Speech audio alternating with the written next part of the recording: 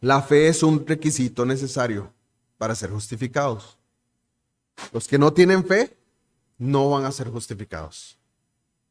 La fe determina el sí o no seremos redimidos.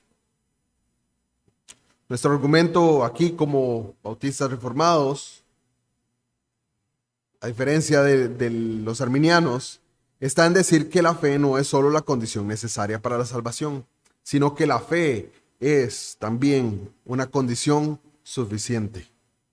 Vimos anteriormente, o recordemos el ejemplo del fuego, y que era necesario y que era suficiente.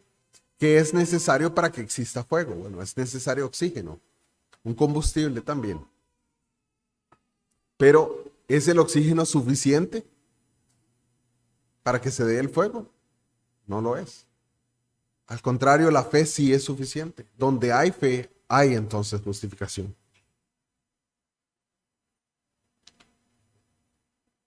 El arminiano dice que la salvación es por gracia y que la gracia nos ayuda y que nadie puede realmente llegar a la fe a menos de que Dios le ofrezca su ayuda. Sin embargo, dicen que además de eso hay una parte no tan afectada del alma, donde la oferta de la gracia salvadora puede entonces ser aceptada o rechazada. Y ahí diferimos totalmente. Ellos dicen que el que acepta esa gracia y luego ejerce la fe se salva, pero el que rechaza la gracia de Dios, entonces ese no se va a salvar. Desde este punto de vista, todo depende de la respuesta de la persona. Ya sea que acepte o rechace la gracia de Dios. Pero esa no era la creencia de los teólogos de Westminster o de Saboya o los bautistas particulares del siglo XVII. Tampoco era la creencia de Lutero, de Agustín o de Calvino. Pero más importante aún, tampoco es la enseñanza del Nuevo Testamento. El Nuevo Testamento nos dice que estamos caídos y muertos en pecado. De modo que a menos que el Espíritu Santo nos levante de esa muerte espiritual, la oferta de Dios y de toda la gracia del mundo para nosotros sería como una oferta de agua para un hombre muerto. Ese hombre no va a beber esa agua, a menos de que primero sea resucitado. Y eso es la oferta que se nos hace.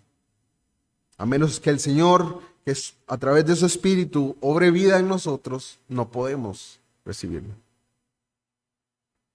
Podríamos agarrar varios estañones de agua y llevarlos al cementerio y empezar a ofrecerlo a todos los que yacen ahí. ¿Y cuántos de ellos van a responder?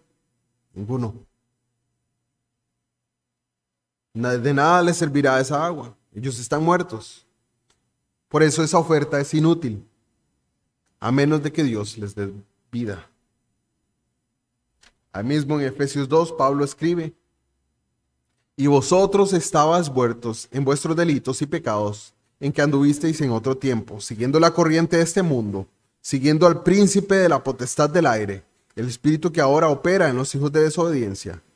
Dice, pero Dios, cuando aún estábamos muertos en nuestros delitos, nos dio vida juntamente con Cristo. Porque por gracia sois salvos por medio de la fe, y esto no es obra tuya, es don de Dios. El apóstol está enseñando que Dios en su gracia suple la condición necesaria que Él requiere para nuestra salvación. Esa condición necesaria es la fe. Él requiere que ejerzamos fe para ser salvos. Pero no podemos hacerlo a menos que Él primero nos dé esa fe. Por eso es una condición necesaria, pero también es una condición suficiente.